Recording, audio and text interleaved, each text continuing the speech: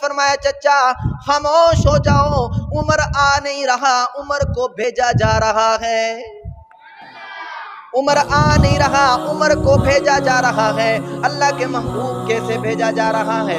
اللہ کے محبوب نے فرمایا حمزہ میں نے بیت اللہ کا غلاف پکڑ کے، بیت اللہ کی چوکھٹ پکڑ کے عمر کو مانگا، اللہ اسلام کی عزت کے لیے عمر بن خطاب دے دے یا عمر بن حشام دے دے۔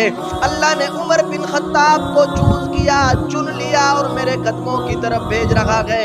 شاعر نے کوئی کہا کہ تمہیں یاروں مبارک ہو عمر ابن خطاب آیا، خدا سے میں نے مانگا تھا دعاؤں کا جواب آیا۔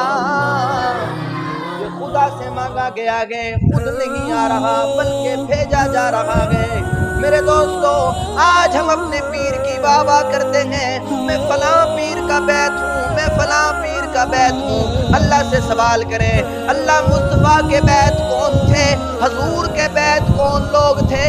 اللہ فرمائیں گے اے میرے بندے حضور کا بیت ابو بکر تھا، حضور کا بیت عثمان تھا، حضور کا مرید علی تھا، حضور کا مرید حسن تھا، حضور کا مرید بلال تھا، حضور کا مرید حسین تھا، حضور کا مرید سفیان تھا۔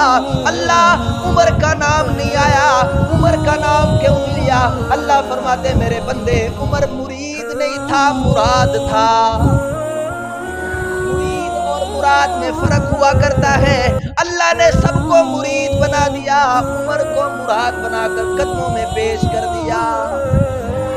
میرے دوستو ساری دنیا کے صحابی حضور کے مرید ہیں۔ اللہ کے محبوب نے بیت اللہ کا غلاف پکڑ کے عمر کو مانگا ہے، عمر مراد ہے۔